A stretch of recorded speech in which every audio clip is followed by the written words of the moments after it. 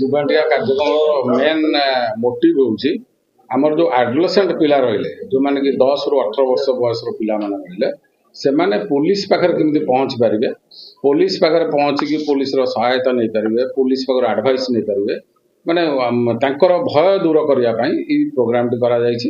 ସବୁ ଥାନାରେ ଆପଣମାନେ ଜାଣିଥିବେ ଆମର ଯେଉଁ ମହିଳା ଶିଶୁ ଡେସ୍କ ଅଛି, ସେଥିରେ ଚାଇଲ୍ଡ ୱେଲଫେୟାର ପୋଲିସ ଅଫିସର ଜଣେ ଜଣେ ମହିଳା ଅଛନ୍ତି। ସେମାନେ ଏଇ କାର୍ଯ୍ୟକ୍ରମଟି ମେନଲି ତାଙ୍କ ଦ୍ୱାରା ପରିଚାଳିତ ହେଉଛି।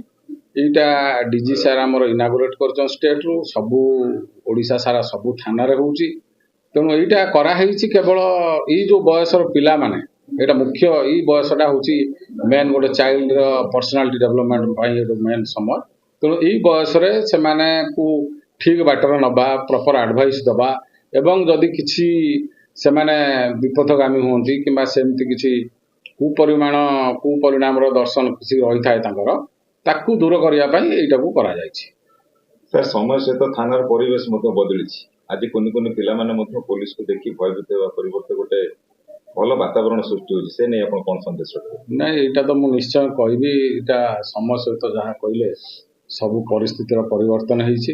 ତେଣୁ ପୋଲିସ ବର୍ତ୍ତମାନ ଯେଉଁ ଲୋକମାନଙ୍କର ସାଥୀ, ପିଲାମାନଙ୍କ ପାଇଁ ସବୁ ଜାଗାରେ ଦେଖିବେ ଆପଣ ଚାଇଲ୍ଡ ଫ୍ରେଣ୍ଡଲି ପୋଲିସ ଷ୍ଟେସନ ହେଇଛି, ସବୁ ଥାନାରେ ଚାଇଲ୍ଡ ଫ୍ରେଣ୍ଡଲି କର୍ଣ୍ଣର କରାଯାଇଛି, ସବୁ ଥାନାରେ ଚାଇଲ୍ଡ ୱେଲଫେୟାର ପୋଲିସ ଅଫିସର ଅଛନ୍ତି। ତେଣୁ ପିଲାମାନଙ୍କ ପାଇଁ ସବୁ ପ୍ରକାର ବ୍ୟବସ୍ଥା କରାଯାଉଛି, ଯେମିତି ସେମାନେ ପୋଲିସକି ଆଉ ଦେଖିକି ଆଗ ଭଳି ଭୟଭୀତ ହେବେ ନାହିଁ।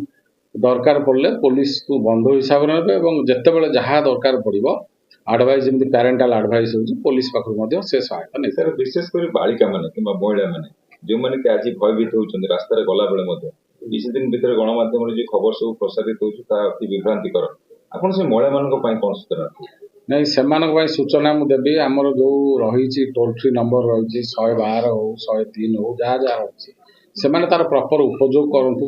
ଆମେ ସମସ୍ତଙ୍କ ନମ୍ବର ବି ପବ୍ଲିକ୍ କରିଦେଇଛୁ, IAC ମାନଙ୍କ ନମ୍ବର ପବ୍ଲିକ୍ କରିଛୁ, CUG ନମ୍ବର, ପର୍ସନାଲ ନମ୍ବର। ତେଣୁ ଯଦି କେତେବେଳେ କେହି କିଛି ଅସୁବିଧାର ସମ୍ମୁଖୀନ ହୁଅନ୍ତି ତତ୍କ୍ଷଣାତ୍ ଆମକୁ ଫୋନ୍ କରିପାରିବେ। ଆମକୁ ଟୋଲ୍ ଫ୍ରି ନମ୍ବର ହେଉ କି ପର୍ସନାଲ ନମ୍ବର ହେଉ କି ଅଫିସିଆଲ ନମ୍ବରରେ କଲ୍ କଲେ ନିଶ୍ଚୟ ପୋଲିସ ଇମିଡ଼ିଏଟ୍ ଯାଇକି ପହଞ୍ଚି ପାରିବ ଏବଂ ଯାହା କିଛି ବିହିତ କାର୍ଯ୍ୟାନୁଷ୍ଠାନ ନେବା କଥା ପୋଲିସ ନେଇପାରିବ।